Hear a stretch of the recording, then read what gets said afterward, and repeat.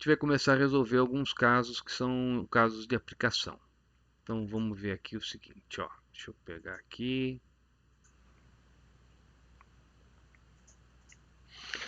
Definir então o que vem a ser o centro de massa de um sistema. Então, por exemplo, vamos imaginar que você tem aqui as partículas, né? Partícula 1, 2, 3, N, né? Então eu vou definir como o x do centro de massa aqui uma média ponderada. Então vai ser m1x1 mais m2x2, assim vai, tudo dividido pela massa. Então você tem que a massa, na verdade, é o peso dessas abscissos aqui. E para o eixo y a equação é similar. Se você tiver três eixos, né, x, y, z, do eixo z também vai ser similar. Tá? E aí você vai determinar qual é o centro de massa.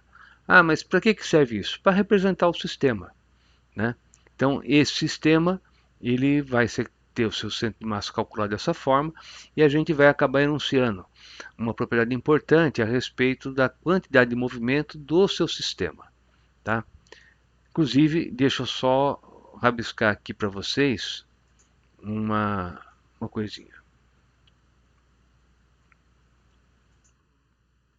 Opa, deixa eu passar aqui a nossa mesa. Então, por exemplo, vamos imaginar que você tem aqui o seguinte: você tem aqui um objeto, né, objeto 1, aqui você tem um objeto 2, aqui você tem um objeto 3. Né? E esse cara tem uma quantidade de movimento Q1, aqui esse outro tem uma outra quantidade de movimento Q2, e esse cara aqui tem uma quantidade de movimento Q3. Tá? Vamos falar que o sistema é formado, por exemplo, por esses dois. Tá? Então isso aqui seria o sistema, esse aqui ficou fora. Então quem que é a quantidade de movimento do sistema? Você vai somar, né, a quantidade de movimento do 1 com a quantidade de movimento do 2. O 3 ficou fora, então não conta. Se ele fizesse parte, aí você contaria também a quantidade de movimento dele. Então, veja, tudo depende de quem você está definindo como o sistema. Se eu falo que o 3 faz parte, então vai somar aqui a quantidade de movimento dele. Então, eu teria aqui o seguinte, ó, mais a quantidade de movimento do 3. Tá? Então, a quantidade de movimento de um sistema, né, ela vai ser a quantidade de movimento do centro de massa do sistema. Então, na hora que você determina ali aquele centro de massa, esse centro de massa ele pode estar em repouso, ele pode estar se deslocando. Se ele está se deslocando, ele está com uma certa velocidade. Né? E a gente vai estar usando isso aí para resolver os exercícios. Então, para isso, eu preciso definir o que é a quantidade de movimento de um sistema. É a soma das quantidades de movimento, né, dos objetos que constituem o sistema. Tá? Então, está aqui, né, o centro de massa, né? E eu vou definir o que é o sistema mecanicamente isolado. Então, o que é o sistema mecanicamente isolado? Eu tenho que força resultante eu poderia dividir em duas partes, forças resultantes internas mais as externas. Força resultante externa, ela sempre vai ser nula, tá? Então, ou melhor, interna sempre vai ser nula. Então, a força resultante que atua no sistema é a resultante das forças externas. Vamos fazer um desenho sobre isso. Então, tem aqui o seguinte. Vamos limpar isso aqui. Vamos fazer o seguinte desenho. Tenho, por exemplo, aqui um objeto que faz parte do sistema, corpo 1. Tem aqui um outro corpo que é o corpo 2. Isso forma o sistema. E tenho aqui o corpo 3. O corpo 3 não faz parte do sistema. Então ele é chamado de corpo externo. Então, corpo externo, quem que é? Quem não faz parte do sistema. E vamos imaginar que o corpo 2, melhor, corpo 3, ele está fazendo força aqui no corpo 1. Então, ele atrai o corpo 1. Então, essa é a força que o corpo 3 faz no corpo 1. E o corpo 3 também atrai o corpo 2. Então, essa é a força que o corpo 3 faz no corpo 2. Bem, existe também a reação. Então, o corpo 1 atrai aqui o corpo 3 e o corpo 2 também. Mas o que me interessa é o sistema, então não precisa nem me preocupar com essas aqui, porque o que está fora não interessa, o que interessa é o sistema. Bem, além disso, o corpo 1 pode atrair o corpo 2. Então veja, aqui seria a força que o corpo 1 faz sobre o 2. E agora você teria a força, a reação que o corpo 2 faz no 1. Veja, essas que eu estou marcando em verde são forças internas. Então, quando eu digo que a resultante das forças internas ela é nula por quê? Porque são formadas por pares de forças, ação e reação. E na hora que você soma, como elas têm a mesma intensidade, a mesma direção em sentidos opostos, essa soma vai ser zero. Né? Então, se eu quero calcular qual é a resultante de forças num sistema, e isso é o sistema, e eu sei que essa aqui equilibrou essa outra, é a resultante de quem? É a resultante das forças feitas pelo corpo externo. Então, você vai ter, né, resultante das forças feitas pelo corpo externo, seria o quê? Seria a força 3,1 mais a força 3,2. São as forças que o corpo externo aplicou. Tá? Então é isso que eu estava falando lá atrás. Né? Quer dizer, a resultante das forças que atuam no sistema é a resultante das forças externas. Por quê? Porque a resultante das forças internas ela é nula. Quando essa resultante das forças externas ela é igual a zero, então o seu sistema ele é chamado de sistema mecanicamente isolado. Tá? Então isso, né, a gente vai acabar utilizando ainda hoje. Aqui você tem, né, a definição da quantidade de movimento de um sistema. Né? Então, a quantidade de movimento do sistema é Q1 mais Q2 mais o Qn. Se você substituir aqui, você vai ter então que vai ser o quê? Vai ser M1V1 mais M2V2 mais MNVN. Então você soma todos os vetores. Isso aqui é um vetorzinho.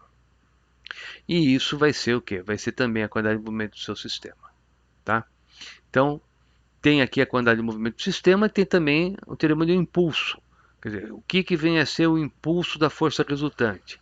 Vai ser o impulso no corpo 1, mais o impulso no corpo 2, mais o impulso no corpo N. Então, na hora que você soma tudo isso, você pode rearranjar. Vai ser o impulso das forças internas mais o impulso das forças externas. Como a resultante das forças internas ela é nula, essa parte vai ser nula. Vai sobrar o restante. Então, o impulso da força resultante é o impulso das forças resultantes externas. E isso vai ser o quê? Quantidade de movimento final menos a quantidade de movimento inicial do seu sistema. Tá? Então, aquele teorema que a gente tinha visto, né, na aula passada, que servia para um corpo, serve para um sistema de corpos, porque serve para cada um deles, então também vai servir para todos eles. Tá? É usando isso que a gente vai resolver agora, né, os casos. Mas antes de passar para a resolução de exercício, deixa eu só destacar uma coisa que é importante. Se você tem, né, que um impulso, né, deixa eu passar até para a nossa luzinha aqui.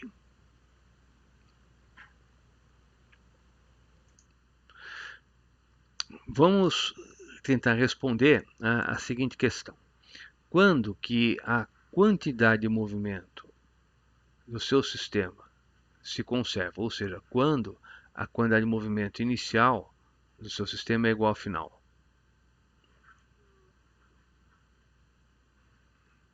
Bem, quando isso acontece, se você tem que o impulso da força resultante externa é justamente a variação da quantidade de movimento, então, né, ficou fácil.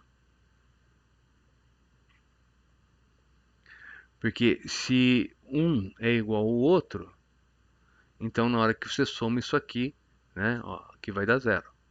Conclusão, você vai ter que o impulso dessa força resultante externa, que é a força resultante externa vezes o intervalo de tempo, isso é zero. Bem, então se você tem que A vezes B é igual a zero, ou A é zero, B é zero. Então, uma situação seria você ter a força resultante externa nula. Se isso acontece, você vai ter o que se chama de sistema mecanicamente isolado. Uma outra situação é quando esse ΔT é próximo de zero. Quando ele é próximo de zero, então quer dizer o quê? Que você tem um fenômeno que acontece muito rápido. Então, por exemplo, numa colisão, o intervalo de tempo é bastante pequeno. Numa explosão, também é. Então, nessas situações, você pode dizer que a quantidade de movimento do seu sistema, que é a soma da quantidade de movimento de todos os participantes do sistema, ela se conserva imediatamente antes e imediatamente após o fenômeno que você está estudando, seja ele uma colisão ou uma explosão. Tá? Então, na resolução de exercícios de colisão, de explosão, o que você vai ver é o seguinte, né? Você vai estar trabalhando em situações em que está se conservando a quantidade de movimento. Né? Por quê? Porque o fenômeno é um fenômeno rápido, mesmo muitas vezes não sendo um sistema mecanicamente isolado. Por exemplo, você tem lá um exercício que alguém joga uma granada, né? E a granada explode no ar. Tá? Então, numa situação dessa, o sistema não é isolado, porque a força resultante sobre essa granada vai ser a força peso. Né? Ela é uma força resultante externa, está atuando, mas o que você pode falar aqui, antes da explosão e após a explosão, como ela acontece no intervalo de tempo muito pequeno, então nesse caso, a quantidade de movimentos que você tem antes de explodir e depois de explodir dos pedacinhos, né, a hora que você soma tudo, você vai ter a mesma quantidade de movimento. Tá? Vamos passar para exercício e aí eu acabo exemplificando lá. Então, olha, fazendo aqui o primeiro exercício, né, que trata da quantidade de movimento, ou melhor, do centro de massa do sistema. Então, ele pede para você encontrar qual o ponto que melhor localiza o centro de massa dessa placa homogênea da figura. Ponto A, B, C, D ou E. Então, o que a gente poderia fazer? Deixa eu desenhar aqui. Opa, vamos voltar aqui, pegar a nossa mesa. Então, vamos lá, ó, tá aí. Então, eu tenho aqui, né, a plaquinha. Eu poderia fazer um seguinte desenho. Se ela é homogênea, eu poderia ligar, né, esse ponto nesse e esse ponto nesse outro aqui e encontrar o centro de massa dessa parte, né, porque vai coincidir com o centro geométrico. Tá? E fazer a mesma coisa desse outro lado. Né? Como vocês sabem que eu não desenho muito bem, deixa eu já colocar aqui o desenho. Né, ó. Já preparei aqui para a gente fazer. Então, ó, tá aqui. Opa, faz de conta. Isso. Né? Então, dá uma olhadinha, moçada. Eu tenho ali o desenho, né? Então, essa parte que está aqui em verde daria no ponto A. Dessa parte que está aqui em vermelho, o ponto E. Bem, então, essa parte, esse ponto representa o centro de massa dessa partezinha que está aqui. Esse ponto representa o centro de massa dessa outra. Como a massa aqui deve ser maior do que aqui, então deve estar mais para esse lado do que para cá. Então, eu ficaria com o ponto D, né? Como o centro de massa do sistema. Tá? Se as duas massas fossem iguais, eu ia colocar no meio, mas não é. Desse lado aqui deve ter uma massa maior. Tá? Pô, mas como é que a gente faz isso na hora que a gente está fazendo a coisa para valer, que você tem que calcular o valor? Bem, aí você tem que ter mais dados, né? Tem que ter, por exemplo, o cálculo integral, né? Se não for homogêneo também dá para resolver, né? Por enquanto a gente está começando aqui a abordar o assunto, tá bom? Vamos passar para o próximo exercício. Então você tem, olha, um carrinho de massa de 80 kg desloca-se horizontalmente com velocidade de 5 metros por segundo.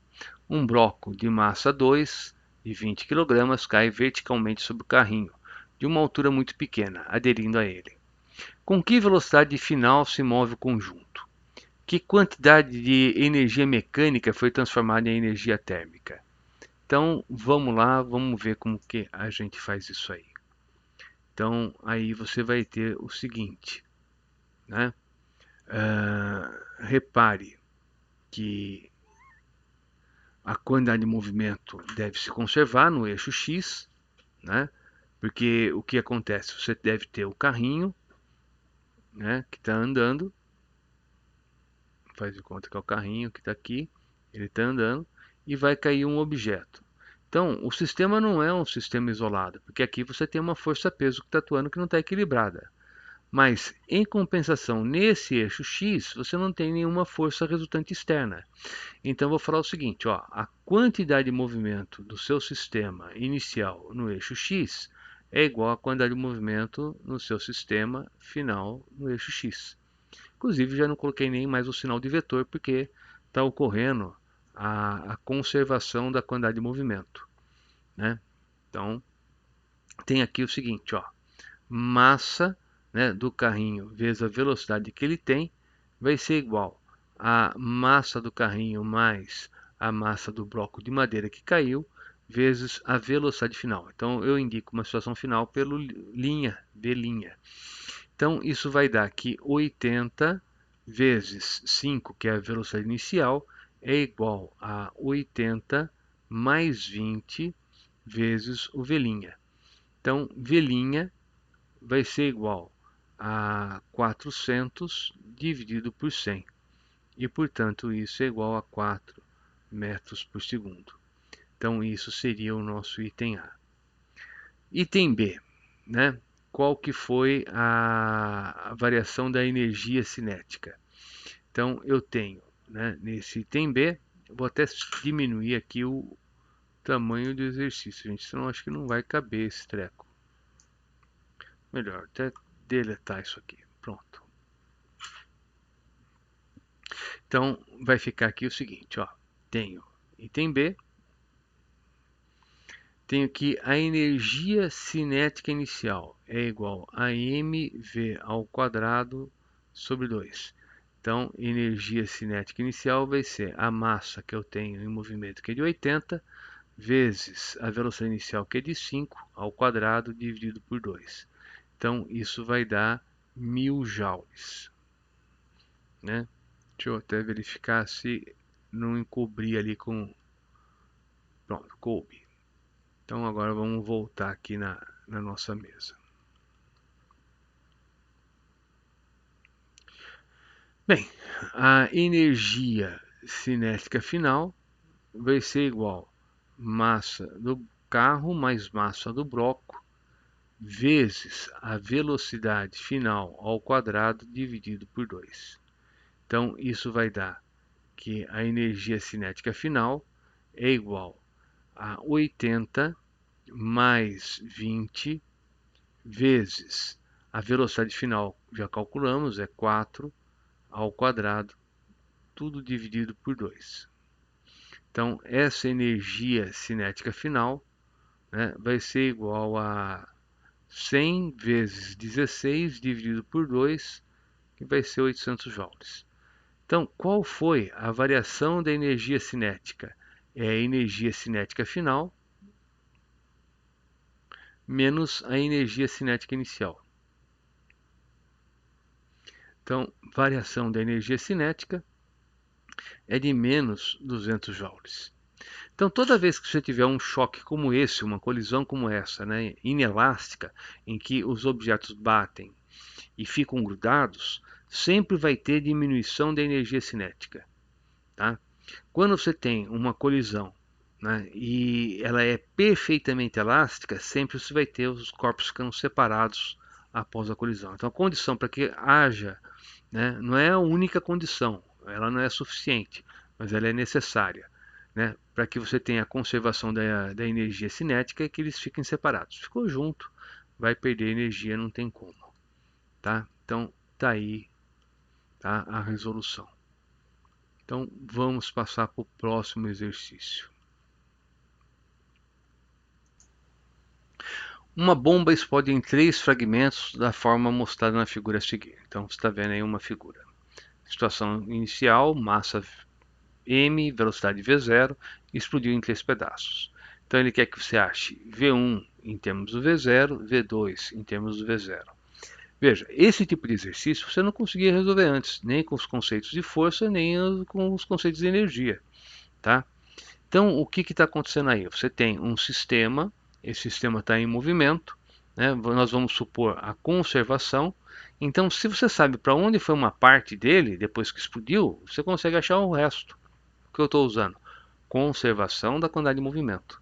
tá? Então, vamos lá, vamos fazer aqui o exercício, tá? Então, repare aqui no seguinte, né? Você vai ter que, em termos de massa, ele quer que você primeiro determine qual é a velocidade de V1 em função, né, do V0. Então, veja, ó, isso que você tem aqui é antes da explosão, tá? Então, veja, ó, vamos pegar aqui o seguinte. Você tem, né, uma quantidade de movimento inicial do seu sistema, né, antes da explosão, tá? E aqui no final você vai ter, olha, não tinha quantidade de movimento no eixo Y, quer dizer que essa parte e essa se equilibram. Quer dizer, se essa aqui é a quantidade de movimento final do seu sistema, né, ela é igual à quantidade de movimento inicial. Então, repare aqui que eu vou fazer a conservação primeiro da massa. Quer dizer, se eu tenho que aqui a massa é m, né, aqui eu tenho m3, ou melhor, m sobre 3 mais m sobre 2 mais a massa dessa parte, que é a parte 1, que eu quero encontrar quanto que é. Quer dizer, é só você fazer essa continha, você vai achar que essa massa vai ser igual a m sobre 6. Bem, então agora ficou fácil, porque o item A eu tenho que a quantidade de movimento, né? Vamos adotar aqui um sistema de eixos. Ó, eu tenho aqui o eixo X. Então eu posso dizer que no eixo X, né, houve a conservação. Tá? Então eu tenho que a quantidade de movimento inicial do seu sistema é igual à quantidade de movimento final do seu sistema. Tá? Isso onde? Estou falando para o eixo X. Então vai ficar mv0, que vai ser igual a m sobre 6, que é a massa dessa parte, vezes a velocidade que eu quero encontrar, que é o v1. Então, olha, não importa qual é o valor da massa, né? Eu tenho que essa velocidade aqui vai ser igual a 6 vezes a velocidade final, tá? A velocidade inicial, v0. Então, tá feito, tá? Depois, item B. No item B eu falei que essa quantidade de movimento que eu tenho para cima, ela foi equilibrada com essa para baixo. Por quê? No eixo Y não tinha quantidade de movimento.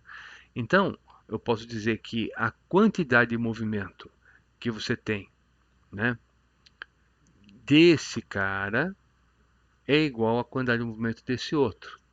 Então, vai ficar o quê? Ó? Vai ficar quantidade de movimento, né, da parte 3 após a explosão é igual à quantidade de movimento da parte 2. Então, vai ficar m sobre 3 vezes 3v0. Isso é igual a m sobre 2, que é a massa desse, vezes o V2. Conclusão, né, olha, dá para tirar aqui a massa, né, dá para simplificar, e aí você vai ver que esse V2, tá, ele vai ser igual a 2V0. Tá feito. Bem, item C. O que aconteceu com a energia?